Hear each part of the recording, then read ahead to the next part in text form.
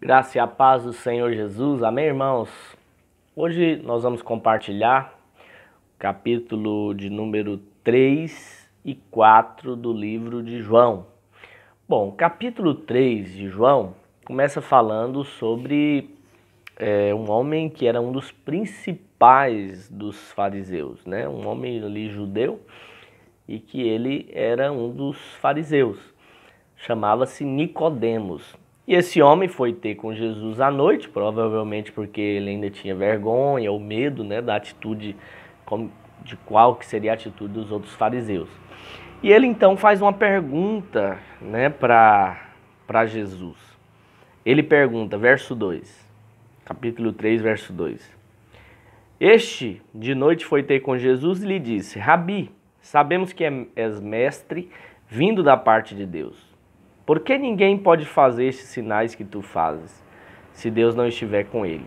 A isto respondeu Jesus: em verdade te digo, que se alguém não nascer de novo, não pode ver o reino de Deus. Perguntou-lhe Nicodemos: como pode um homem nascer sendo velho? Pode porventura voltar ao ventre materno e nascer segunda vez? Respondeu-lhe Jesus: em verdade te digo, quem não nascer da água e do Espírito não pode entrar no reino de Deus. O que é nascido da carne é carne, o que é nascido do Espírito é Espírito. Então, Jesus diz aqui para Nicodemos que para ser salvo, para entrar no reino de Deus, há uma diferença entre reino de Deus e reino dos céus, mas isso nós vamos deixar para uma outra ocasião. Mas só para ficar claro, o reino de Deus fala a respeito da salvação, o reino dos céus, o reino milenar, que Jesus vai governar aqui na terra durante 1000 anos. Mas preste atenção, Jesus está dizendo aqui que aquele que é nascido da carne é carne, o que é nascido do Espírito é Espírito. Se nós queremos se nós queremos ser salvos, nós precisamos nascer de novo. Então, existe uma morte na carne, existe uma morte no Espírito. O que aconteceu lá no Éden foi uma morte no Espírito. O Senhor falou, se comer do fruto do conhecimento do bem e do mal, vai haver morte. Mas você vê que Adão viveu 900 e tantos anos. Aí talvez você pergunte, aqui tem uma contradição bíblica, né? Diz que ia morrer, não morreu. Mas será se a morte que Deus estava falando era uma morte na carne? Obviamente que não. Era uma morte espiritual, uma separação para com Deus. Amém? Então, o homem morreu ali na carne. Então, morreu no espírito. Como tem uma morte no espírito, tem também uma morte na carne. Assim como um nascimento no espírito e um nascimento na carne. Na carne você nasce uma vez, mas no espírito, o Senhor está dizendo aqui que você pode nascer de novo. Amém? Então, o que nós precisamos para ser salvos é nascer de novo, é ter a vida de Deus acrescentada dentro da nossa.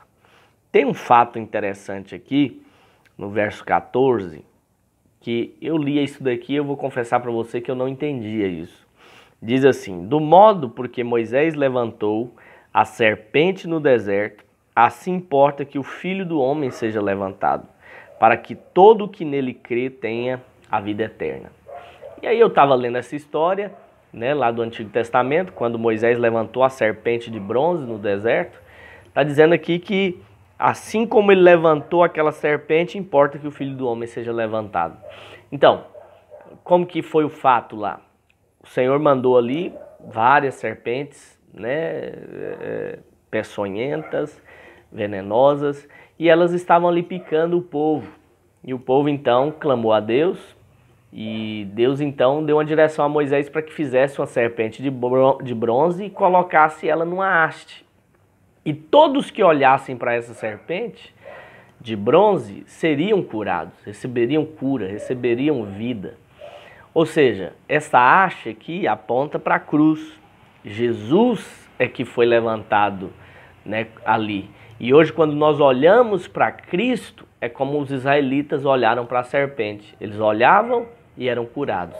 Não diz que Deus tirou as cobras, mas diz que Ele deu a provisão para que eles fossem curados. Então, hoje, quando você olha para Cristo pendurado no madeiro, né, isso que vai gerar cura, que vai gerar poder no nosso meio. Amém? Depois fala aqui da missão de Jesus, no verso 16, porque Deus amou o mundo de tal maneira, deu seu Filho unigênito, para que todo aquele que nele crê não pereça, mas tenha vida eterna. Porquanto Deus enviou o seu Filho ao mundo, não para que julgasse o mundo, mas para que o mundo fosse salvo por ele. Interessante que Jesus veio, não foi para que eu e você perecêssemos. Jesus veio para nos dar vida. Jesus veio para liberar a sua bondade, liberar o seu poder nos nossos corações. Amém, irmãos? É para isso que ele veio, né? O Senhor veio com esse propósito, veio com esse objetivo. Tem um detalhe aqui ainda no capítulo 3, que os discípulos de João chegam para ele, verso 26, e falam, olha, o mestre, mestre, aquele que estava contigo além do Jordão, que era Jesus, do qual tem dado testemunho, está batizando e todos lhe saem ao encontro. Olha a resposta de João. Porque eles estavam tipo assim, olha, estão batizando mais do que você, né? Como é que pode isso? E aí responde João, o homem não pode receber coisa alguma se do céu não lhe for dada.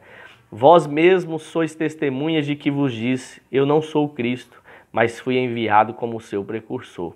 O que tem a noiva é o noivo. O amigo do noivo que está presente e o ouve, muito se regozija por causa da voz do noivo, pois esta alegria já se cumpriu em mim. Convém que ele cresça e que eu diminua. Esse tem que ser o nosso coração.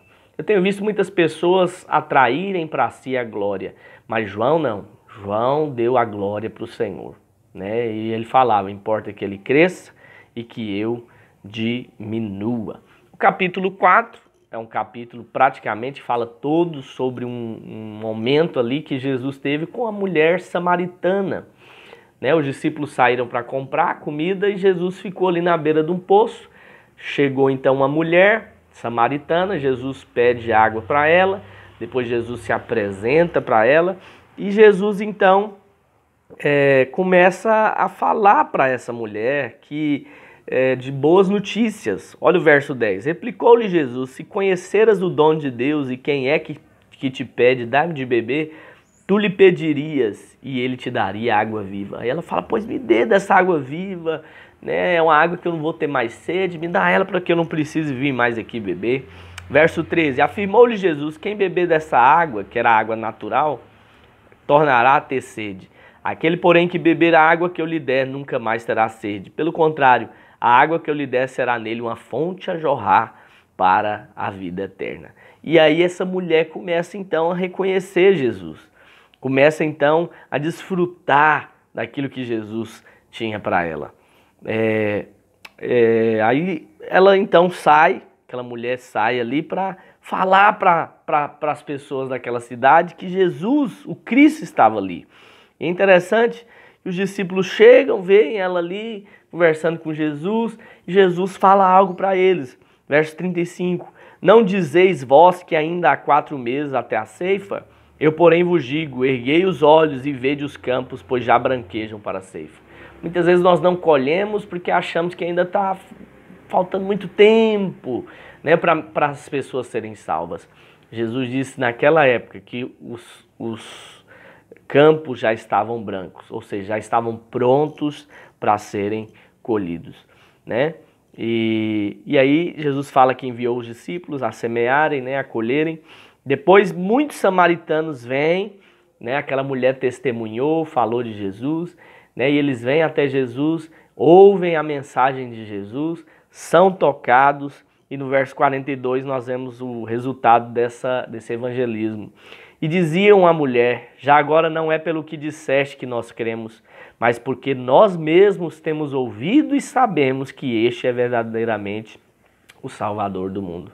O que vai mudar a vida das pessoas é a revelação que elas têm a respeito de Cristo. Eu te pergunto, como você vê o Senhor Jesus hoje? Fala isso para Ele. Reconheça agora, né, esse Senhor na sua vida e seja salvo, em nome de Jesus.